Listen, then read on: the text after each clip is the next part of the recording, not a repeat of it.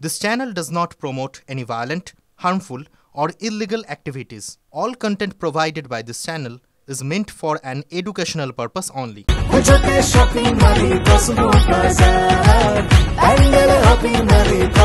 Cosmo বাজার পুজোর shopping two pandal hopping, সঙ্গে রয়েছে দারুণ আকর্ষণীয় উপহার।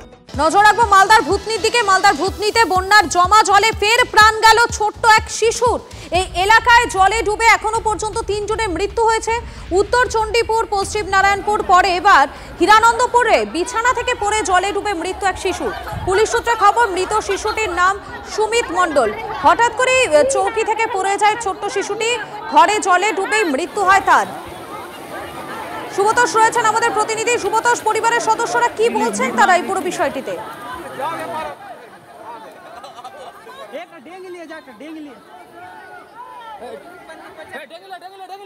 সুবতোষ, শোনা যাচ্ছে আমার কথা?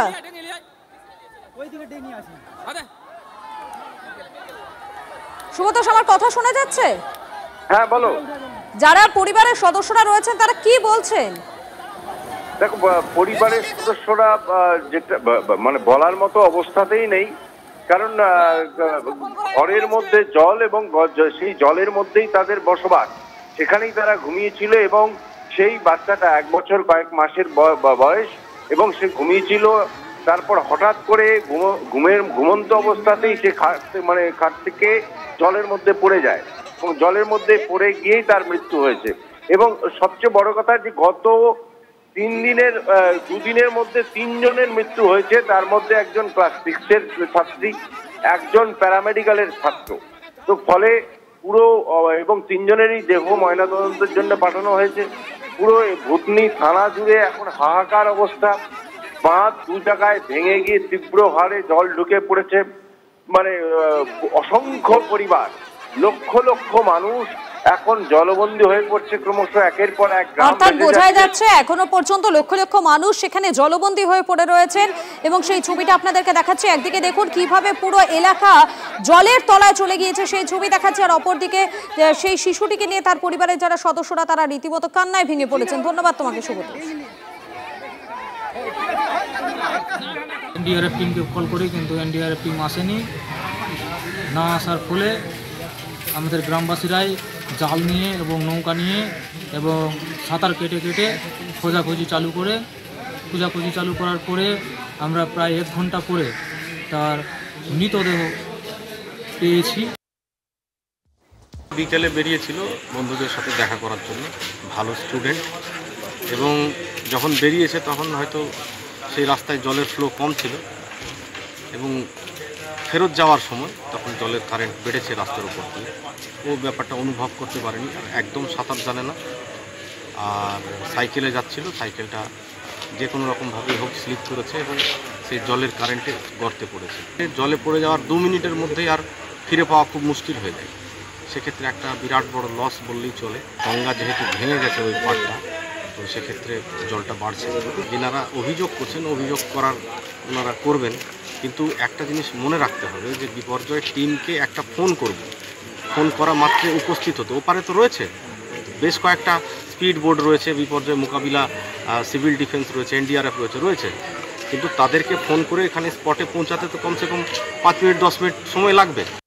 ভুটান পাহাড়ে টানা বৃষ্টি, হরপাবানে ব্যাপক ধস বিভিন্ন এলাকায় এবং ক্ষতিগ্রস্ত 48 নম্বর এশিয়ান হাইওয়ে। দেখতেই পাচ্ছেন আপনারা, সেই ছবি দেখাচ্ছি আপনাদেরকে।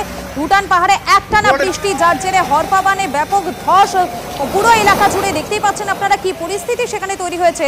ক্ষতিগ্রস্ত 48 নম্বর এশিয়ান হাইওয়ে। ঠিক আছে। রাস্তা বল করে দিবেন নাকি? দেখেন। আচ্ছা, ঠিক আছে।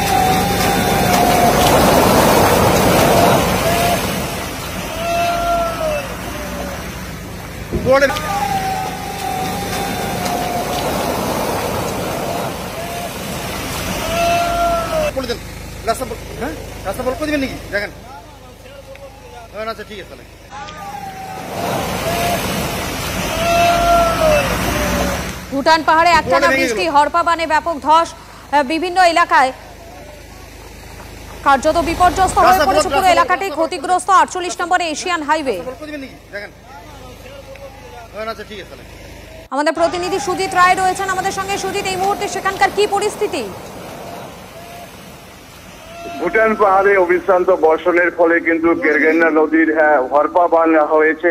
স্বাভাবিকভাবে ওই এলাকা কিন্তু যথেষ্ট সংকটে রয়েছে। তার কারণ 48 নম্বর জাতীয় সড়কের কাছাকাছি নদী চলে এসেছে এবং ওই এলাকায় প্রচুর ধস শুরু হয়েছে।